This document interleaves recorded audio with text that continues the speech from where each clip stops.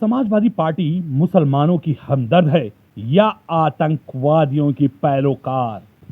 क्या मुस्लिम vote bank के लिए वो देश की सुरक्षा से भी समझौता करने को तैयार हैं? ये कुछ ऐसे आरोप हैं जिनको लेकर समाजवादी पार्टी को हमेशा कटघरे में खड़ा किया जाता रहा है। लेकिन ये आरोप बेबुनियाद भी नहीं है, क्योंकि सूबे में कई ऐसे अवसर आए जब यहां आतंकी हमले हुए तो ये पार्टी इन पर सख्त कार्रवाई की बात करने की जगह बेशर्मी से एक मजबूत पैरोकार के रूप में खड़ी ज्यादा नजर आई। 4 अप्रैल को गोरखपुर के गोरक्षधाम मंदिर पर एक आतंकी हमला हुआ। इस हमले में किसी की जान तो नहीं गई, साथ ही आतंकी मुर्तजा भी जिंदा पकड़ा गया। लेकिन इसके बाद समाजवादी पार्टी के अध्यक्ष अखिलेश यादव का जो बयान आया, उसने एक बार फिर देश की राजनीति में खलबली मचा दी। दरअसल आरोपी आतंकी मुर्तजा अब्बासी को लेकर अखिलेश यादव ने इस पूरे मामले को ह्यूमन एंगल से भी जांचने की मांग कर डाली। उनका कहना है कि उनकी जानकारी के मुताबिक आतंकी मुर्तजा मनोरोगी है, लिहाजा इस मामले में वो मनोरोगी चिकित्सकों की बात लेने की सलाह दे रहे हैं। यही नहीं, उनका कहना है कि उन्हें यूपी पुलिस पर भी विश्वास नहीं है। हालांकि अखिलेश भैया, आपको ये याद दिला दें कि आपके पिताजी इस सूबे के 4 बार और आप भी एक बार यहाँ के सीएम रह चुके हैं। लेकिन आज जब बात एक आतंकी की आई तो आप उसका धर्म देखकर अपनी पुलिस पर ही सवालिया निशान उठाने लगे। वैसे हाल ही में राज्यसभा में यूपी के एक पूर्व तेज तर्रार डीजीपी ब्रजलाल ने भी सपा पर आतंकियों का साथ देने की बात कहते हुए सपा की बखिया उधेड़ डाली थी। वैसे समाजवादी पार्टी का आतंकियों के साथ वोट बैंक के चलते ये पहली बार नरम रुख नहीं है। इससे पहले भी कई घटनाएं हुई हैं जिन पर नजर डालें तो आतंकियों की पैरोकारी करते ये साफ नजर आते हैं। अखिलेश पर या उनकी पार्टी पर ये आरोप नए नहीं हैं, बल्कि उनके पिता मुलायम सिंह के जमाने से ही उनकी पार्टी को आतंकवादियों के पैरोकार होने का आरोप लगता रहा है। आइए आपको कुछ उदाहरण देते हैं जिससे आप खुद तय कर लीजिएगा कि इनके ऊपर आतंकियों के पैरोकार होने का आरोप क्यों लगता है। बात है सन 2013 की।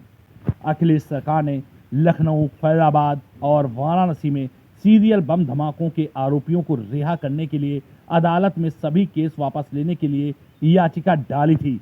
हालांकि आरोपी रिहा तो नहीं हुए, उल्टे सरकार को इलाहाबाद हाई कोर्ट ने जमकर फटकार लगाई थी। अब आपको बताता हूं कि अखिलेश क्यों चाहते थे रिहाई। दरअसल सपा प्रमुख ने 2012 के यूपी चुनाव में जारी किए गए अपने मैनिफेस्टो में वादा किया था कि आतंक के आरोप में जेल में बंद मुस्लिम युवाओं को न केवल उनकी सरकार रिहा करवाएगी, बल्कि उन्हें हर्जाना भी दिया जाएगा। इतना ही नहीं, उन्हें आतंकवादी के रूप में प्लान करने वाले दोषी अधिकारियों को दंड भी दिया जाएगा। सपा प्रमुख ने मुख्यमंत्री बनने के 7 महीने के भीतर ही अपने वादे को पूरा करने के लिए अपनी सरकार की तरफ से याचिका भी दायर कराई।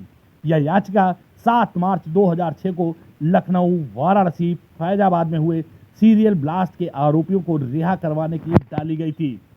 लेकिन इलाहाबाद हाई कोर्ट ने 23 नवंबर 2012 को याचिका खारिज करते हुए कहा था, कौन तय करेगा कि कौन आतंकवादी है, कौन नहीं है? मामला अदालत में तय होगा। सरकार कैसे तय कर सकती है कि आतंकवादी कौन है? क्या सरकार आरोपी व्यक्तियों के खिलाफ मामले वापस लेने के लिए कदम उठाकर आतंकवाद को बढ़ावा दे रही है? आज आप मामले वापस ले रहे हैं, कल आप उन्हें पद्म भूषण से सम्मानित भी करेंगे। और ये सख्त टिप्पणी जस्टिस आर.के. अग्रवाल और आर.एस.आर. मौर्य की खंडपीठ ने की थी। आगे जाकर इन सबको अदालत ने कड़ी सजा सुनाई थी। इनमें से किसी को भी आरोप मुक्त नहीं किया गया, सभी के आरोप साबित हुए। यही नहीं, वोट बैंक के चक्कर में ये भी जानिए ये किस स्तर तक चले जाते हैं। तो सुनिए, जिन्हें रिहा कराने के लिए अखिलेश यादव ने याचिका डाली थी, उनमें से एक तारिक काजमी को 2015 में बाराबंकी अदालत से और 2020 में गोरखपुर अदालत से आतंकी घटनाओं में उसकी भूमिका के लिए उम्र कैद की सजा सुनाई गई। दूसरे सह आरोपी मुजाहिद की फैजाबाद अदालत में सुनवाई के बाद लखनऊ जेल ले जाते समय तबीयत बिगड़ गई। उसे फौरन अस्पताल ले जाया गया, लेकिन लू लगने की वजह से उसकी मौत हो गई। सपा प्रमुख अखिलेश यादव ने पुलिस हिरासत में हुई खालिद मुजाहिद की मौत को हत्या की साजिश करार तो दिया ही, साथ ही उन्होंने इस मामले को लेकर सीबीआई जांच की भी मांग कर डाली। यही नहीं, उन्होंने तत्कालीन पुलिस महानिदेशक विक्रम सिंह और पुलिस महानिदेशक प्रशिक्षण ब्रजलाल सहित स्पेशल टास्क फोर्स के 42 पुलिस कर्मियों पर मामला भी दर्ज करवा दिया, वो भी हत्या का। बाद में ये सभी मामले अदालत में निराधार साबित हुए। सवाल ये उठता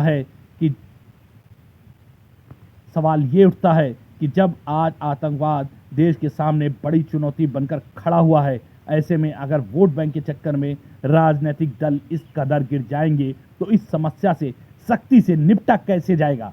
यही नहीं, आतंकवादियों का समर्थन करके ये पूरी मुस्लिम बिरादरी को भी संदेह के कटघरे में खड़ा कर दे रहे हैं।